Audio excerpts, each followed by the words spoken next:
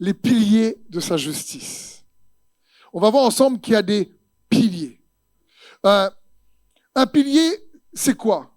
C'est une colonne, c'est un support, c'est une personne, c'est une chose qui soutient quelque chose d'autre.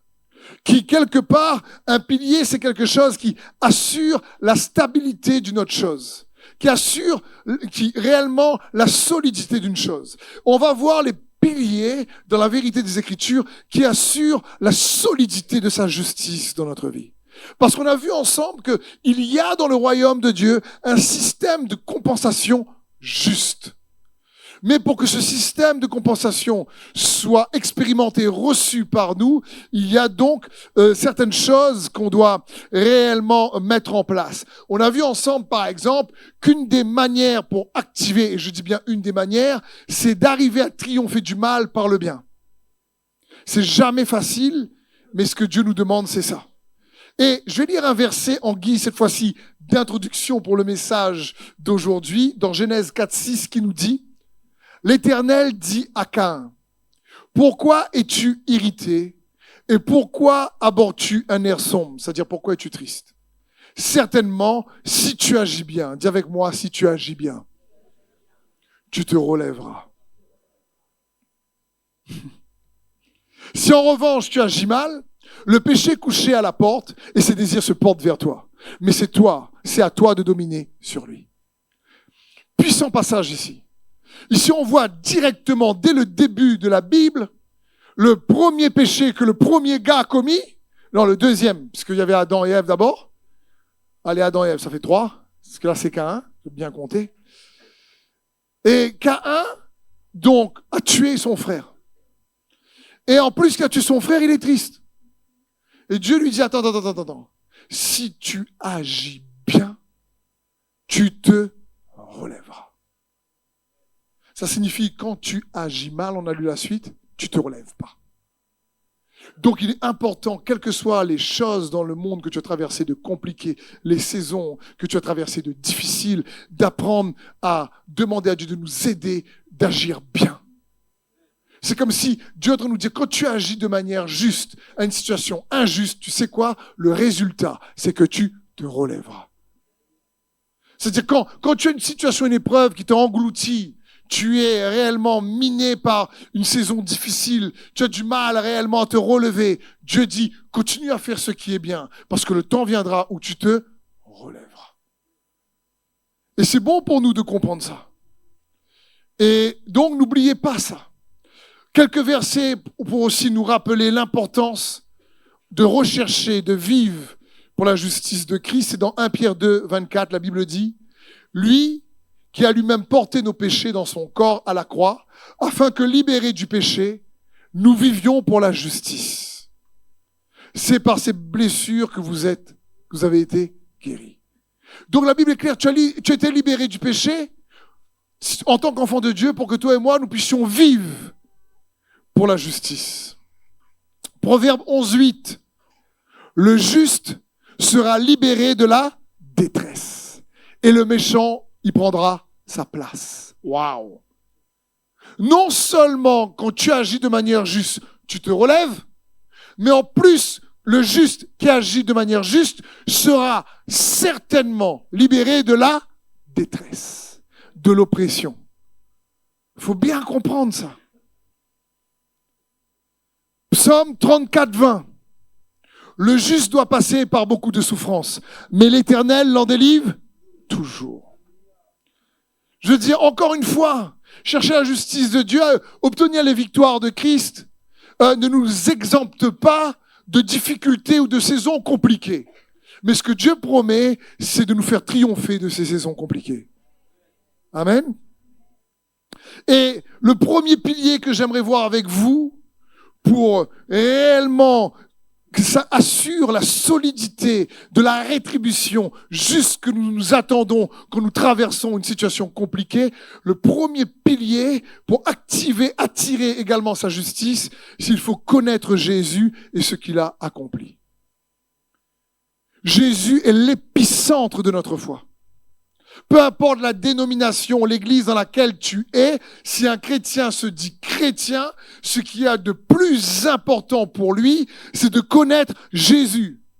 Merci Seigneur pour les anges, les archanges et tout ça, mais ce qu'il faut, c'est connaître Jésus. Il est le chemin, la vérité, la vie. Et lorsqu'on parle de justice, il faut comprendre que c'est lui, notre justice.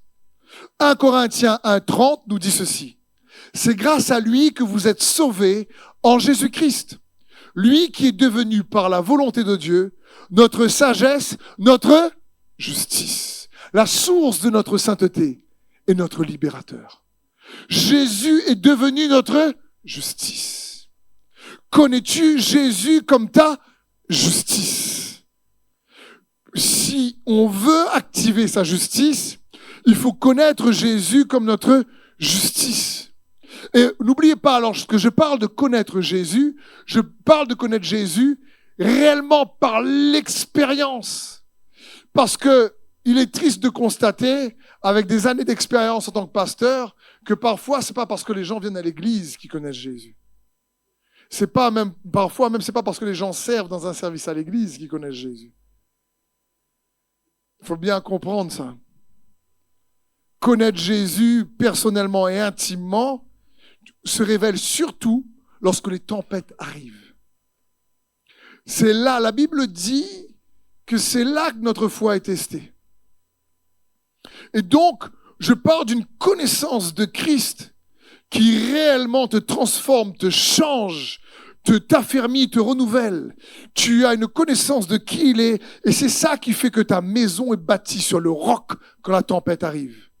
Comme Jésus dit, celui qui construit sa maison sur le roc de sa parole, la tempête arrive et cette maison tient ferme. Mais celui qui ne bâtit pas la maison sur le roc de sa parole mais sur le sable, la tempête arrive et elle s'écroule. Et donc, comprenons bien, quand je parle de connaître Jésus, je parle par une expérience qui rend Jésus réel pour toi. Le Jésus de la parole, que celui qui guérit, au travers de celui qui est écrit qui guérit, tu expérimentes sa guérison. Que celui qui restaure, tu expérimentes sa restauration. Et du coup, tu viens toi-même une expérience de son intervention. Parce que Jésus fusionne qui il est avec ce que tu as vécu. Et alors, toi-même, tu deviens un témoin qui manifeste l'évidence de son existence dans ta vie. Faut bien comprendre ça. Je parle de connaître Jésus comme ça. Et il est bon pour nous de comprendre que si quelqu'un n'a pas rencontré Jésus, ça va être difficile réellement de le suivre et de tenir ferme. Parce que en tant que pasteur, je suis pasteur, gloire à Dieu. Mais mes enfants, en général, viennent à l'église depuis qu'ils sont petits parce que je suis pasteur. Mais s'ils ne rencontrent pas Jésus pour eux-mêmes, alors c'est compliqué. Parce que pendant un temps, ils vont vivre par procuration. C'est-à-dire, ils vont connaître Jésus par mon intermédiaire. Mais la Bible dit qu'il y a un seul intermédiaire entre Dieu et les hommes, Jésus-Christ. Donc, il y a un moment donné dans leur propre vie où il y a un relais qui doit passer. Où je dois arrêter de faire écran. Comme il y en a qui viennent parfois parce que son épouse vient, ou son mari vient, ou parce qu'un ami vient et on vient. Mais à un moment donné, il faut connaître Jésus personnellement pour soi-même. Et ça, c'est une clé. Écoute bien ceci. Tu ne peux pas aimer une personne que tu n'as pas rencontrée.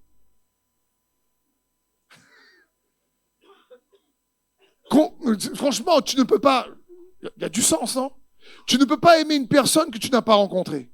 Si tu n'as pas rencontré Jésus, ça va être difficile pour toi de l'aimer. C'est important de comprendre ça. Il faut que Jésus devienne réel.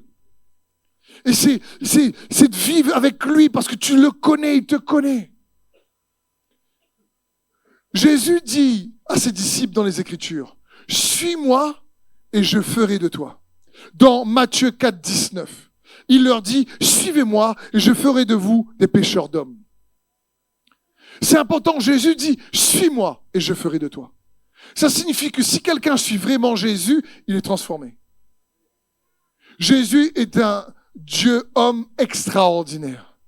Quand tu suis quelqu'un comme lui qui est extraordinaire, il ne te transforme pas en quelqu'un d'ordinaire. Me suis-tu? faut bien comprendre ça. Les hommes qui l'ont suivi à l'époque n'avaient pas de bagages énormes. C'était des gens simples. Et avec eux, Dieu a fait des exploits incroyables. Quand Jésus dit « Suis-moi et je ferai de toi », il est en train de dire « Suis-moi et on verra que je vis au travers de toi par la transformation que tu vas manifester. » Donc, si je suis Jésus et que je ne change pas, je peux peut-être me poser la question « Qui je suis vraiment ?»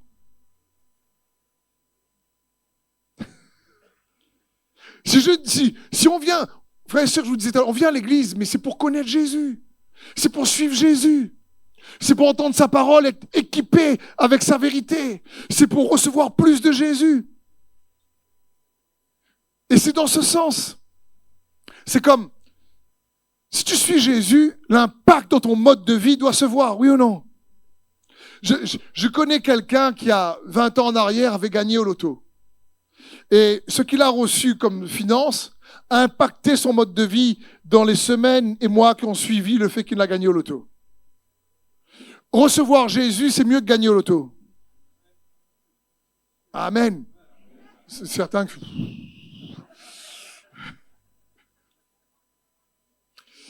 Ça signifie qu'on ne connaît pas ô combien Jésus est capable de changer notre vie pour le meilleur, bien mieux que le loto. Et pourtant, si le loto a impacté sa vie, son mode de vie, à combien, quand tu suis Jésus, ça doit impacter également ton mode de vie pour le meilleur. Pour le meilleur. Et c'est bon pour nous de comprendre ça. Il faut connaître Jésus. C'est comme quand Jésus dit à ses disciples, « Qu'est-ce que les gens disent de moi ?» Les disciples disent, « Ah, tu es un prophète, tu es Élie qui est revenu. » Et puis Jésus les piège et dit, « Et vous ?» Après avoir marché pendant 2-3 ans déjà avec eux. Et vous, qui dites-vous? Qui je suis pour vous? À chaque fois, j'imagine les disciples. Réponds. Ah où? Ah où? Et puis Pierre dit, tu es le Christ, le Messie, le Fils du Dieu vivant. Et Jésus se retourne et il lui dit, mais ce n'est pas la chair et le sang qui t'ont révélé cela, mais c'est mon Père qui est dans les cieux. C'est-à-dire que Jésus se connaît par révélation. Quand le Père accorde et qu'il voit quelqu'un qui a soif de connaître Jésus. Ou sinon, quand Jésus parle de son Père, tu as Philippe qui est là et qui dit, Seigneur, tout le temps tu nous parles de ton papa. Ben, montre-nous le Père. Et Jésus, toujours des réponses étonnantes. Et dit, Philippe, celui qui m'a vu a vu le Père. Comprends pas, ouais? Et j'imagine Philippe. D'accord. Il n'a pas dû trop comprendre. Jésus est en train de dire, celui qui m'a vu a vu le Père. C'est que Philippe, tu ne me connais pas encore. Si tu me connaissais, tu connaîtrais le Père. Et il faut bien comprendre, la connaissance de Christ, elle produit un effet bénéfique dans notre mode de vie. Et c'est bon pour nous de comprendre ça. Parce que Jésus est la lumière du monde qui chasse les ténèbres. Il est la parole faite chair. Et donc, la Bible dit dans l'évangile de Jean, au commencement était la parole était avec Dieu, et en elle il y avait la vie. Et la vie était la lumière du monde. Et j'ai vu avec vous déjà que lorsque Dieu parle, il parle pas d'abord hébreu ou grec ou français, anglais, il parle lumière. Et quand on reçoit la lumière par révélation de qui est Christ vraiment dans nos cœurs, ça a un impact. La lumière porte du fruit dans notre mode de vie. Et on le voit dans Éphésiens 5, 9. Car le fruit de la lumière consiste en toutes sortes de bonté, de justice et de vérité. Ça signifie quand réellement la connaissance intellectuelle de Christ est réellement devenue lumière en nous, c'est une lumière qui chasse les ténèbres. Et cette lumière, elle porte comme fruit, on devient plus bon. Que tu te goûtes comme ça, tu es meilleur. Et on devient plus juste. La lumière porte du fruit. Ça signifie que quand quelqu'un est rempli de lumière, dans son mode de vie, à un moment donné, ça doit se voir. Ça peut prendre du temps, mais connaître Jésus, il te transforme. Et donc, c'est important de connaître Jésus. C'est important de connaître qui il est. Dire Jésus est incroyable. La parole dit qui il est. Il dit lui-même, je suis le pain de vie. Il dit, je suis le chemin, la vérité, la vie. Il dit, je suis le cep. Jésus est en train de dire, il se décrit, il dit, je suis la résurrection et la vie. Et je suis l'alpha et l'oméga, que l'apparaît à Jean dans l'Apocalypse. Je suis le commencement et la fin. Il dit, je suis celui qui est, qui était et qui vient. Dire, Jésus, il dit, je suis le bon berger. Il dit, je suis la porte. Dire, tu as besoin peut-être qu'une porte s'ouvre dans ta vie. Ben, tu as besoin de Jésus. C'est quoi une porte? Une porte est un point d'accès légal, légitime. Lorsqu'un voleur vient chez toi, en général, peut-être qu'il passe pas tout le temps par la porte. Oui ou non? Et si tu vois que la porte est fermée et que tu vois un gars dans ta maison, c'est pas le bienvenu. Mais une porte, c'est un accès légitime, légal, d'autorisation pour avoir accès à une autre pièce, une autre réalité. Quand Jésus dit « je suis la porte », c'est ce qu'il est en train de te dire. Et il faut bien comprendre, quand il dit ça, wow, ça signifie que, attends, tout ce que Jésus est capable à répondre à l'un de tes besoins aujourd'hui. Si tu le connais et tu cherches à le connaître vraiment. Quels que soient les défis qui te challengent. Il est celui qui, t'as besoin d'être restauré, il est celui qui restaure. T'as besoin d'être consolé, il est celui qui console. T'as besoin d'être relevé d'une situation qui t'a abattu, il est celui qui relève. Tu as besoin qu'il t'aide dans les provisions, il est Jéhovah Jireh, celui qui pourvoit. Je dis, il faut bien comprendre. Il faut le connaître. Et surtout connaître quelle est sa mission également. Une fois que tu connais qui il est, pourquoi Jésus est-il venu sur terre? Il faut qu'en tant qu'enfant de Dieu, savoir répondre à cette question de manière claire. Et il y a tellement de réponses possibles. Je vais vous en donner au moins 3. Pourquoi Jésus est-il venu sur terre? Premièrement, pour révéler le Père. Dieu le Père, qui est un Père aimant, qui est un Dieu d'amour. Il est amour. Parce que les hommes ne connaissaient pas vraiment Dieu. Ils avaient une image de Dieu à l'époque, où ils faisaient des images de Dieu. Et la Bible dit que Jésus est l'expression parfaite du Père.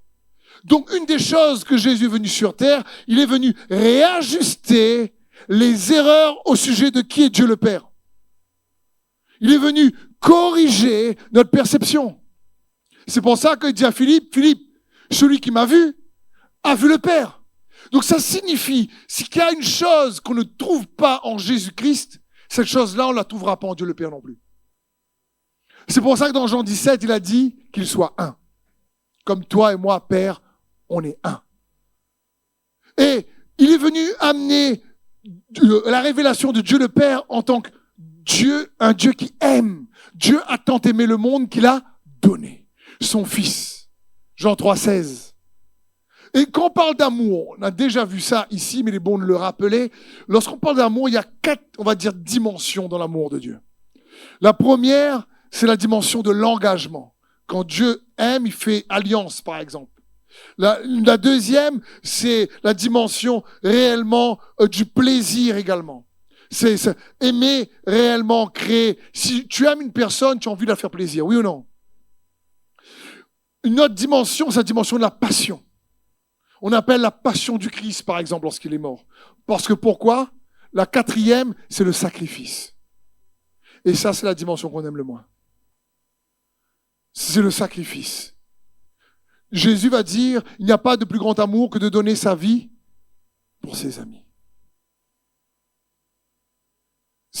Et ça, c'est la dimension de l'amour de Dieu. Il est venu le prouver. Il est venu le prouver. Il s'est engagé à un tel point qu'il s'est dépouillé de sa gloire pour devenir homme. La Bible dit qu'il a tellement aimé la justice que Dieu lui a donné une huile de joie au-dessus de tous ses compagnons. Quand les gens représentent Jésus comme quelqu'un de triste, ils n'ont pas lu ce que dit l'auteur de l'Épître aux Hébreux. Parce qu'il a une huile de joie au-dessus de ses compagnons, nous dit la parole de Dieu. Jésus n'a pas dit, là, il faut faire le plan de Dieu, là. Non. Et il faut bien comprendre, il t'a tellement aimé, il m'a tellement aimé qu'il s'est sacrifié.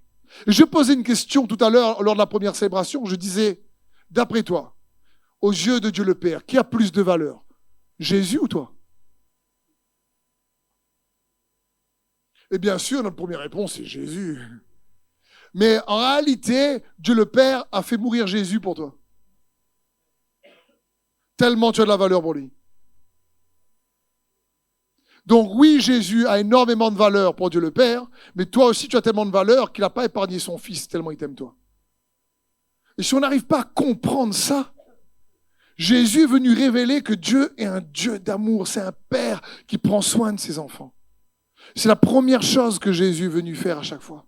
Corriger l'image erronée que l'homme avait de Dieu. Deuxième chose que Jésus est venu faire, c'est qu'il est venu montrer en réalité l'homme en tant que créature, comment il doit vraiment fonctionner en étant connecté à Dieu. L'homme a été créé pas pour vivre tout seul, mais pour être la maison de Dieu, pour être un avec Dieu. Le problème, c'est que le péché l'a dénaturé, l'a coupé de la vie de Dieu. Donc Jésus, qui est appelé dans les Écritures le dernier Adam, est venu montrer qu'un homme sans péché, comment il est capable de fonctionner. Parce que lorsque Dieu avait créé l'homme, il avait dit qu'il domine, qu'il soit fécond, qu'il se multiplie.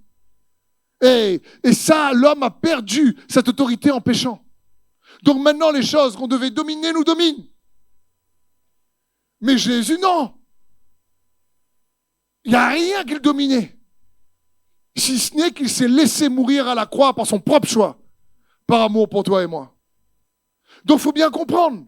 Quand Jésus est venu en tant qu'homme, la Bible dit qu'il s'est dépouillé de sa gloire, même s'il est Dieu. Il est venu pas pour être un homme qui est Dieu, il est venu pour être un homme qui nous apprend par la foi à dépendre de Dieu. Parce que s'il était venu en tant que Dieu et nous aurait dit, écoute, fais comme moi, on aurait dit, ben on peut pas. Toi, t'es Dieu, nous non. C'est pour ça qu'il est mis à t'appeler le Fils de l'homme. Pour nous montrer ce qu'un homme qui par la foi dépend de Dieu est capable de faire. Me suivez-vous? Le troisième point, on va dire qu'il est venu révéler et pratiquer son plan de rédemption. Et son plan de rédemption, le mot rédemption signifie racheter. Et son plan a commencé avant la fondation du monde. Parce qu'il est l'agneau immolé avant la fondation du monde, nous dit la parole de Dieu. Et son plan de rédemption n'est pas totalement terminé. Mais dans ce plan de rédemption, j'aimerais mettre l'accent sur ce qui nous intéresse aujourd'hui. C'est-à-dire, il est venu nous faire justice. Il est mort pour le pardon de nos péchés et il est ressuscité pour nous justifier. 2 Corinthiens 5, 20. Nous sommes donc des ambassadeurs pour Christ, comme si Dieu adressait par nous son appel. Nous supplions au nom du Christ, soyez réconciliés avec Dieu. En effet, celui qui n'a pas connu le péché, il l'a fait devenir péché pour nous, afin qu'en lui, nous devenions justice de Dieu. Donc, afin qu'en lui, nous devenions justice de Dieu. Dieu le Père, Dieu le Fils sont la Trinité qui est Dieu en trois. Et au bout d'un moment donné, il prépara un plan, caché même dans les lieux célestes, que les archanges et les anges ne savaient pas. Et il y a eu une rébellion dans le ciel. Une partie était chassée. Ensuite, Dieu, dans son plan, il crée une créature qui va être pendant peu de temps inférieure aux anges. Mais dans cette créature-là, il va faire de cette créature-là le premium. Mais il va la mettre face à ses responsabilités, parce que Dieu ne fait pas de robot. Il va lui donner également le libre choix. Et il sait que cette créature va faire le mauvais choix. Donc, il est l'agneau immolé avant la fondation du monde. Et ensuite, Dieu devient homme pour le projet de rédemption. Parce que Dieu est esprit. Et comme j'ai déjà dit ici, un esprit ne meurt pas. Il avait besoin de devenir homme, avoir un corps pour mourir. Parce que la mort dans la réalité spirituelle n'est pas la cessation d'exister, on ne cesse pas d'exister. La mort, c'est d'être coupé de la vie, qui est Dieu. Dieu est la vie. Nous, dans notre réalité naturelle, on cesse d'exister. Mais c'est pour ça que Jésus a dit, je suis la résurrection et la vie. Et quand il s'est fait homme, alors il a pu devenir péché, prendre le péché sur lui et ses effets, pour que nous devenions en lui justice de Dieu. Et quand il a dû affronter le fardeau de cette croix lourde, pour toi et pour moi, quand on l'a crucifié à la croix, et qu'il a dit, mon Dieu, pourquoi m'as-tu abandonné? Et puis il a dit, Père, reçois mon esprit. Et qu'est-ce qu'il a fait? Il est descendu pendant 3 jours aux enfers, nous dit la parole de Dieu. Le lieu du séjour des morts. Croyez, c'était pour faire une dispute avec Satan?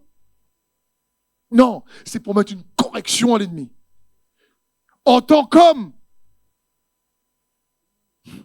comme la Bible dit, le péché est venu sur terre par un homme, il fallait aussi que la vie revienne, la résurrection revienne par un homme. Parce que sur la croix, son père l'avait abandonné. Il n'y a plus l'onction là. Il est arrivé en enfer en tant qu'homme. Et quand Satan, sa corde de démons arrive pour l'intimider, et qu'il réalise qu'il est sans péché, mais qu'il avait pris par procuration nos péchés sur lui, ils se sont dit, aïe, aïe, aïe, on est mal barré. Et quand ils ont vu la puissance de cet homme, alors tous se sont prosternés. Et cet homme, Jésus-Christ, a dit, tu me donnes les clés du séjour des morts. C'est à moi maintenant, c'est moi qui décide. Et là, le Saint-Esprit est revenu et l'a ressuscité. Amen. Pour toi et moi.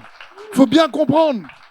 L'apôtre Paul, qui a eu la grâce de Dieu de voir ce qui se passait à ce moment-là, dit dans Colossiens que quand il était aux enfers, qu'est-ce qu'il a fait? Il a dépouillé les autorités, les principautés. Il les a dénudés, les a mis à nu et les a fait passer en spectacle devant tout le monde. C'est pour ça que la Bible dit, afin qu'au nom de Jésus, tout genou fléchisse dans les cieux, sur la terre et sous la terre, et que toute langue confesse que Jésus-Christ est Seigneur. Il faut bien comprendre ce que Jésus a fait pour toi et moi. Et c'est ça qui nous accorde la justice. C'est pour ça qu'on ne peut pas être juste par nos propres efforts, par nos propres bontés. C'est par la foi en Jésus-Christ. Parce que le deuxième pilier, c'est justement de garder la foi en lui, non seulement en lui ce qu'il a accompli, mais en ce qu'il dit. Garde la foi. Il va faire concourir, il va faire tourner les choses en ta faveur. Il faut garder la foi. Le juste vivra par la foi. Un autre pilier pour la justice, à côté de connaître Jésus, ce qu'il a accompli, c'est de garder la foi. Romains 3, 22 nous dit, c'est la justice de Dieu par la foi en Jésus-Christ. Pour tous ceux qui croient, il n'y a pas de différence. Dis avec moi, il n'y a pas de différence. Comprends bien, que tu sois riche, pauvre, que tu sois réellement pasteur, pas pasteur, apôtre, super apôtre, ce que tu veux. Il n'y a pas de différence. Sa justice est pour celui qui croit. C'est tout. C'est pour celui qui croit. Philippiens 3, 9. Mon désir est d'être trouvé en lui, non pas avec une justice que j'aurais moi-même acquise en obéissant à la loi, nous dit l'apôtre Paul, mais avec la justice qui vient de la foi en Christ et que Dieu accorde à celui qui croit. À celui qui croit, encore une fois. Romains 1, 17. Parce qu'en lui est révélée la justice de Dieu par la foi et pour la foi, selon qu'il est écrit, le juste vivra par la foi. Le juste vivra par la foi. Galates 5, 5. Pour nous, c'est de la foi que nous attendons par l'Esprit l'espérance de la justice. Qu'est-ce qu'il est en train de dire ici, l'apôtre Paul? Il dit pour nous, parce qu'on croit, qu'est-ce qu'on attend avec espérance? La rétribution, la restitution, le fait d'être levé, le fait d'être revivifié, le fait réellement d'être restitué. Voilà pourquoi on croit, parce qu'on sait qui il est et qu'il ne nous abandonne pas, et qu'il est fidèle et qu'il est capable. Peu importe ce qu'on a pu traverser. Et l'apôtre Paul a un exemple formidable. L'apôtre Paul croyait tellement, il va dire ceci dans 2 Timothée 1, 12. Il dit, à cause de cela, c'est à cause de toutes ces choses que je souffre. Il dit, mais je n'en ai point honte, car je sais en qui j'ai cru. L'apôtre Paul dit, je sais, toi Jésus, je le connais. Je sais en qui j'ai cru. Donc même s'il y a des tempêtes dans la vie, écoute, je sais en qui j'ai cru, Timothée. Donc malgré les difficultés, quand je connais qui il est, franchement, quand j'ai compris son plan de rédemption, franchement, quand je sais qui je suis en tant qu'enfant de Dieu, franchement, tu crois que je vais baliser, Timothée? Dis, Timothée, je sais en qui j'ai cru. Et il va dire, je suis donc pleinement convaincu, persuadé qu'il a la puissance de garder mon dépôt ce jour-là. Je vous ai dit, premier pilier, connaître Jésus. Et garder la foi. Parce que la foi, elle est surtout éprouvée dans l'épreuve. Et donc la manière dont on révèle si quelqu'un connaît bien Jésus, C'est dans l'épreuve. Comment il parle, comment il pense, comment il dit, comment il se comporte est un indicateur de la mesure de la connaissance par l'expérience de Christ en lui. Vous pouvez dire à moi si vous voulez. Philippiens 19 va dire, car je sais que cela tournera à mon salut grâce à vos prières et à l'assistance de l'Esprit de Jésus-Christ. L'apôtre Paul dit, je sais. Il va plus loin que je crois à lui. Lui dit, je sais en qui j'ai cru. Et je sais que cela va tourner pour mon salut. Je sais que ce que j'ai traversé, je traverse, tu sais quoi? Dieu va le faire concourir pour mon bien. Il est ferme parce qu'il garde la foi. Je parle des piliers de sa justice, de sa restitution, de sa rétribution. La Bible dit, si tu gardes la foi, alors tu espères en sa justice. Le juste vivra par la foi. Parce que tu connais qu'il est devenu pécheur pour que toi, tu puisses devenir justice de Dieu. Et qu'il est aussi notre justice. Qu'il a payé le prix fort. Parce que le focus de la vie chrétienne, c'est Jésus-Christ. Et qui il est. Donc, premier pilier, connaître Jésus, ce qu'il a accompli. Deuxième, garder la foi. Troisième, se tenir pour la vérité. Ça, c'est important. On a déjà lu ce verset, mais il est tellement puissant, il est bon de le relire. Isaïe 59, 14. La Bible dit, si bien que le droit s'est retiré et la justice se tient éloignée. Lorsque la vérité trébuche sur la place publique, la droiture ne peut approcher. Quel verset puissant. Ici, la Bible dit que la vérité trébuche, il y a un pilier qui a trébuché. Et du coup, la justice n'est pas solide, n'est pas le système de compensation juste n'arrive pas parce qu'on ne se tient pas pour la vérité. Proverbe 12, 17. Celui qui dit la vérité proclame la justice et le faux témoin la tromperie. Éphésiens 4, 24. À vous revêtir de l'homme nouveau, créé selon Dieu, dans la justice et la sainteté que produit la vérité. Qu'est-ce que ce verset signifie? Ça signifie quand je suis conduit par des mensonges, je n'arrive pas à vivre à partir de la nouvelle créature que je suis, parce que cette nouvelle créature, elle est créée toujours à partir de la vérité. Donc quand tu dis à quelqu'un, écoute, tu peux triompher, mais il faut que tu crois en qui tu es dans le Seigneur. Ouais, mais j'ai pas envie de croire en qui je suis dans le Seigneur, j'ai du mal. Ben, elle va galérer. Et tu peux pas faire à sa place. Parce que ça signifie qu'elle croit pas. Elle croit pas en la vérité. Et du coup, la justice peut pas approcher. Parce que si la vérité trébuche, la justice se tient éloignée. C'est comme si je crois en Jésus, mais je ne crois pas en ce qu'il a fait. Je crois en Jésus, mais je ne crois pas en ce qu'il a fait en moi et ce qu'il veut faire au travers de moi. Donc je crois en Jésus pour être sauvé. Mais je n'ai pas cette foi pour croire en Jésus pour être transformé. C'est un peu dommage. Zacharie 7, 9. Voici ce que disait l'Éternel, le maître de l'univers. Rendez la justice conformément à la vérité et agissez l'un envers l'autre avec bonté et compassion. Pilate va demander à Jésus dans les Écritures, c'est quoi la vérité? Et il faut comprendre, Jésus dit, je suis la vérité. Il va dire, le Saint-Esprit, l'Esprit de vérité. Le Père est la vérité. Ça signifie que Dieu est la vérité. Et tout ce que Dieu fait qui correspond à sa volonté est la vérité. Est-ce que vous me suivez? Et c'est cette vérité-là que l'ennemi cherche à corrompre. Parce que, je ne sais pas si vous avez pensé à ça, mais pour mentir, l'ennemi a besoin de la vérité. Pour la déformer. Quand il connaît une vérité, il va inventer un mensonge. Me suivez-vous? Dieu a-t-il réellement dit? Il savait ce que Dieu avait dit. Mais il voulait rendre Ève confuse. Pour que quand elle dit quelque chose qui n'est pas vrai, c'est dire, ah, c'est bon, elle croit un mensonge, elle a gobé. Je vais la voir. Dans Matthieu 18, 37, Jésus regarda Pilate et déclara, mon royaume ne tire pas son pouvoir de ce monde. Si c'était le cas, mes partisans auraient combattu jusqu'au bout pour me protéger des autorités juives. Non, l'autorité de mon royaume ne vient pas de ce monde. Pilate lui répondit, alors tu es roi. Tu le dis toi-même, répondit Jésus. Je suis né pour être roi et je suis venu dans ce monde pour révéler la vérité. Tous ceux qui aiment la vérité écoutent ma voix. Jésus est en train de dire, je suis là pour témoigner de la vérité. Et la vérité, c'est que mon royaume n'est pas de ce monde. Ça signifie qu'il y a une réalité vraie que je suis venu rendre témoignage et que vous ne voulez pas croire. C'est la réalité de mon royaume. C'est une réalité surnaturelle qui est capable de changer le naturel, qui a été corrompu par un surnaturel mensonger. Me suivez-vous? Et c'est la bonne nouvelle du royaume. Et Jésus dit non, c'est la vérité, mais vous ne voulez pas la recevoir. Et 2 Corinthiens 13:8 nous dit, car nous n'avons pas de puissance contre la vérité, nous en avons pour la vérité. C'est-à-dire, on ne peut pas avoir l'assurance lorsqu'on ment. À un moment donné, ça va tomber. L'assurance et la force et la puissance, c'est pour la vérité. Et la parole de Dieu est claire, nous n'avons pas de puissance contre la vérité, mais pour la vérité. Et rapidement, à côté de la vérité, c'est Dieu et toutes les choses qui correspondent à sa volonté.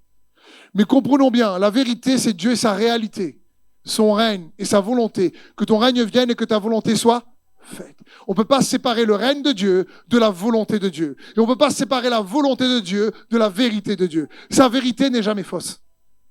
Sa volonté n'est jamais fausse. Amen. La Bible dit Dieu ne peut pas mentir. Amen. Et la Bible dit que Satan est le père du mensonge. Mais comprenons bien, pour nous faire un rappel, quel est le but de la vérité dans nos cœurs? Quel fruit la vérité que quelqu'un qui vraiment la reçoit, Jésus, Dieu, sa volonté et sa réalité, quel est le fruit qu'on est capable de distinguer? Je vous ai dit le fruit de la lumière, on a vu tout à l'heure dans Éphésiens 5:9, si quelqu'un est rempli de lumière de Christ, on va voir que c'est quelqu'un de bon, quelqu'un de juste et quelqu'un réellement qui aime dire la vérité. Mais ici, c'est quoi le fruit de la vérité? Le but, un des objectifs prioritaires de quelqu'un qui connaît la vérité, qui est Dieu, qui la pratique, c'est d'aimer plus. 1 Pierre 1:22. C'est pas moi qui le dis, c'est l'apôtre Pierre. 1 Pierre 1:22. Par votre obéissance à la vérité, vous avez purifié votre être donc intérieur. Dans quel but? Afin d'aimer sincèrement vos frères. Aimez-vous donc ardemment les uns les autres de tout votre cœur. Si on croit que la vérité, c'est pour connaître des versets et accuser à tort et à tout va les autres qui ne marchent pas selon nous la vérité, on n'a pas compris que le but de la vérité n'est pas de matraquer les autres avec une connaissance intellectuelle de ce qu'on connaît ou qu'on croit être la vérité, mais le but de la vérité est de purifier nos cœurs pour apprendre à aimer plus. Amen. Premier point, comme pilier pour la justice, connaître Jésus, ce qu'il a accompli. Deuxième pilier, il faut garder la foi. Troisième pilier, il faut se tenir pour la vérité. Quatrième pilier, il faut se tenir pour l'intégrité. Aïe. Les trois autres concernaient surtout le Seigneur. Ça te concerne surtout toi et moi. Pour l'intégrité. Job 22:3. Si tu es juste, est-ce à l'avantage du Tout-Puissant? Si tu es intègre dans tes voies, qui gagne-t-il? Oh, trop bon. Ça signifie ici ce verset, tu crois que si toi tu es intègre, ça va améliorer Dieu? Ça va changer quelque chose sur Dieu? D'après toi, si toi et moi on marche de manière juste et intègre, est-ce que ça crée un avantage pour Dieu? C'est pour qui l'avantage? Pour nous. C'est pour nous. Il dit, attends, mais qu'est-ce que Dieu y gagne là-dedans? On va dire, tu n'as pas compris que c'est toi qui vas gagner, pas lui? Psaume 26:1 de David. Rends-moi justice éternelle, car je marche dans l'intégrité. Je me confie en l'Éternel et je ne chancelle pas. Ah là là. Il est confiant, David. Il dit, j'appelle cette justice. Pourquoi? Parce que je marche dans l'intégrité. Tu vois, on ne réalise pas souvent ce qui empêche la justice de nous rétribuer, c'est parfois une vie qui manque d'intégrité. Et c'est dommage. Enfin, pas ici. Hein. Cet homme me regarde, malade, ça fait vous changer. Job 4,6. Ta foi en Dieu n'est-elle pas la source de ton assurance? Et ton intégrité n'est-elle pas ton espérance? Si quelqu'un est intègre, il dit, Seigneur, oui, je suis justifié. Pas parce que je suis intègre, je suis justifié par la foi en ce que tu as fait, mais par ce que tu as fait pour moi. Cela m'a rendu intègre. Et au nom de ta justice et par mon intégrité, fais-moi justice. C'est dans ce sens. Parce que le manque d'intégrité, souvent, a plombé l'image des chrétiens aux yeux du monde. Malheureusement. Psaume 84, 12. Car l'Éternel Dieu est un soleil et un bouclier. L'Éternel donne la grâce et la gloire. Dis avec moi. Il ne refuse aucun bien à ceux qui marchent dans l'intégrité. Grave ça sur ton cœur. Tu vois l'intégrité là? Si on croit que c'est une option pour que sa justice arrive et qu'à chaque fois on oublie que l'intégrité c'est apprendre à vivre constamment sous le regard de Dieu, surtout lorsque tu es tout seul. C'est à vivre jamais oublier que Dieu voit même quand tu penses qu'on ne te voit pas. Et que Dieu voit surtout dans les petites choses. Et on ne réalise pas après pourquoi la justice n'arrive pas. Il faut comprendre ça. Être intègre signifie on apprend à vivre d'abord sous l'audience de Dieu seul. Et c'est ce que Dieu désire pour nous.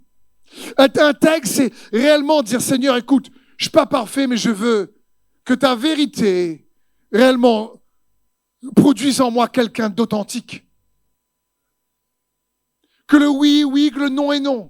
Pas comme certains, des fois, qui parlent, quelqu'un, par exemple, le pasteur dit, il faut faire ça. Oui, pasteur. Puis il y a le frère qui arrive, qui a un autre avis. Ah oui, ça aussi, oui, tout oui. Et un coup, on colore un côté, on manipule dans cette discussion. On a une langue qui est un peu jaune, là, la langue est un peu bleue, et c'est jamais trop vrai. Et vous savez que la Bible dit que le serpent a une double langue, là. C'est parce qu'il dit un coup blanc, un coup noir, un coup froid, un coup chaud.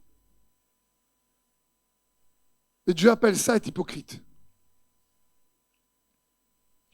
C'est ce que Jésus dit. Et il est en train de nous dire, si tu marches dans l'intégrité, la Bible dit, Dieu ne refuse aucun bien à ceux qui marchent dans l'intégrité. Et il y a d'autres passages extraordinaires sur l'intégrité. Donc, fais attention dans ton travail, lorsque tu fais des choses avec les gens, dans tes entreprises, mon frère, ma sœur. Si tu crois que Dieu ne voit pas, ben comment te dire? Je ne sais pas. Et du coup, le problème, c'est qu'on se prive d'un pilier pour attirer sa justice. Et on veut que nos affaires marchent, mais il y a un manque de clarté. Où Dieu nous demande de faire des choses dans sa parole, on négocie avec lui pour faire ce qu'on veut.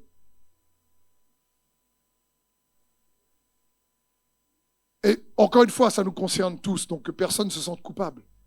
On a tous échoué à un moment donné ou à un autre face à l'intégrité. Mais je vais vous encourager, encourageons-nous les uns les autres pour dire, par contre, il faut qu'on puisse tendre de plus en plus vers une intégrité qui plaît à Dieu. Parce que ce sera pour notre bénéfice. On a vu le verset dans Job. Quel avantage tu crois qu'il y a pour Dieu que tu sois intègre? Mais c'est pas pour lui. C'est pas que si on marche de manière intègre, on dit Seigneur, tu as vu que moi je suis intègre, ça te plaît? Tu es fier de moi, Seigneur, je suis intègre. Dieu va dire, bien oui, je suis fier de toi, je t'aime, c'est super. Mais même si tu n'es pas intègre, Dieu t'aime. Ah là là! C'est ça qu'on ne comprend pas. Et parce qu'il nous aime, des fois on se permet de pas être intègre. On ne comprend pas que c'est à nous qu'on se fait voler des choses.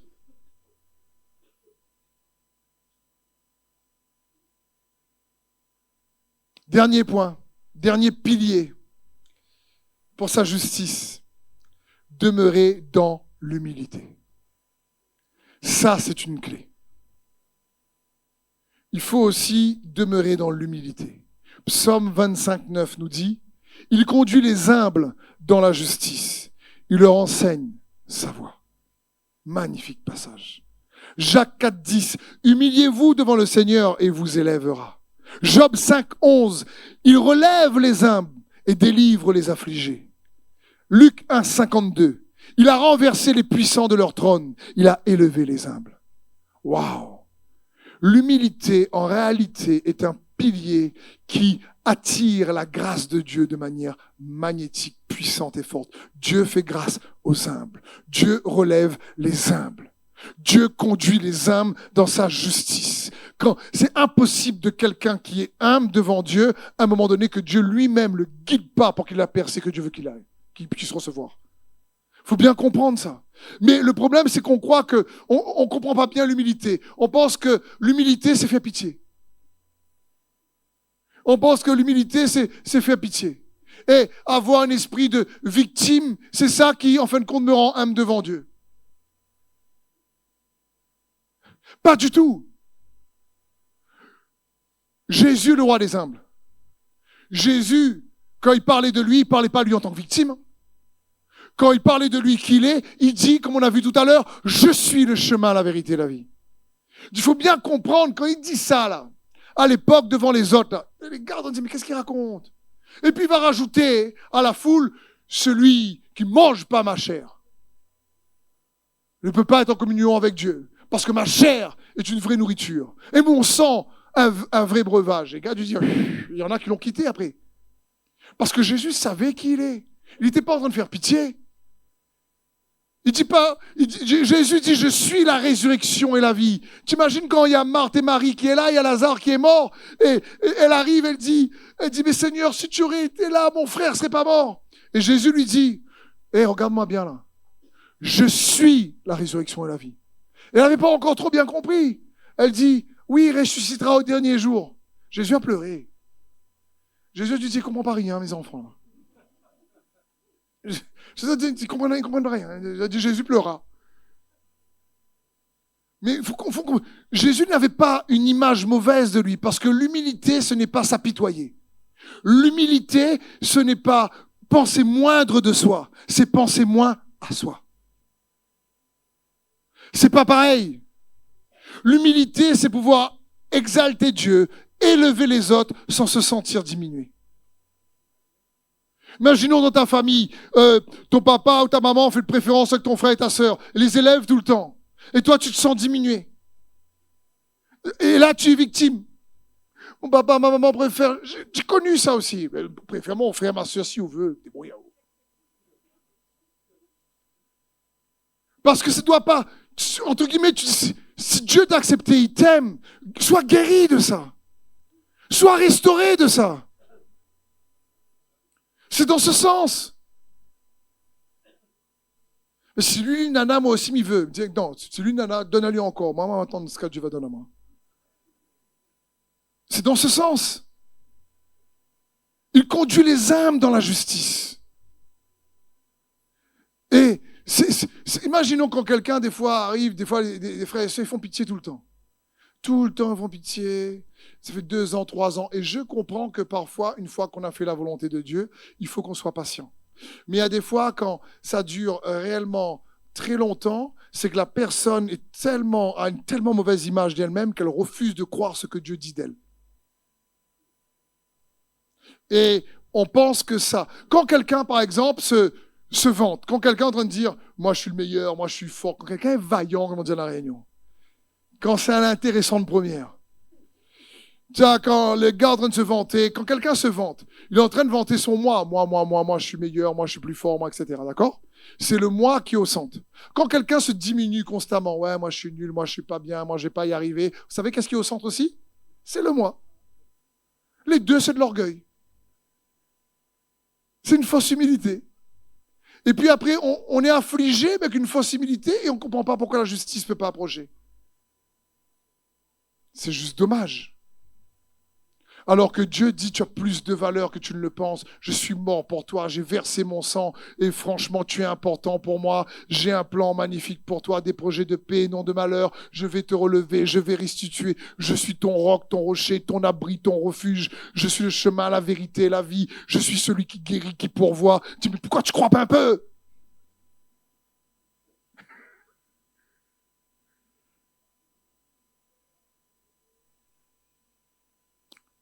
Pour que sa justice approche. On a juste vu aujourd'hui 5 piliers. Il faut réellement que tu cherches à connaître Jésus de manière solide, intime, vraie. Une connaissance de Christ qui résiste à l'épreuve. Pour ça, deuxième pilier, il faut garder la foi, comme Paul. Je sais en qui j'ai cru. Troisième pilier, ce que Jésus est, ce qu'il accomplit, c'est la vérité. Il faut se tenir pour la vérité. Et une des manières de se tenir pour la vérité, c'est le quatrième pilier. Se tenir pour l'intégrité. Et une des manières aussi pour se tenir pour la vérité, c'est de demeurer dans l'humilité. Voilà 5 piliers que je suis persuadé, en tant qu'enfant de Dieu comme vous, si moi comme vous, on pratique sa parole, Dieu est juste, fidèle et capable pour que sa justice rétribue, restitue, relève, guérit, restaure dans le nom de Jésus. Amen. Merci d'avoir suivi ce message. J'espère que ce message a fortifié votre foi. Merci également pour tous ceux et celles qui nous soutiennent au travers de votre générosité. Vous avez en bas de votre écran un QR code qui vous conduira vers une page qui s'intitule jeveuxbénir.com. Merci de nous aider à propager sa parole. D'ailleurs, si ce message a fortifié votre foi et que vous connaissez quelqu'un de votre entourage qui aurait besoin de l'entendre, n'hésitez pas à lui partager ce message. Aussi, je vous encourage, si vous le souhaitez, à vous abonner à notre chaîne YouTube. Nous avons des messages nouveaux chaque semaine. Nous sommes aussi présents sur d'autres médias dont vous aurez donc les liens dans la description ci-dessous. En tout cas, merci de nous avoir suivis. Soyez bénis.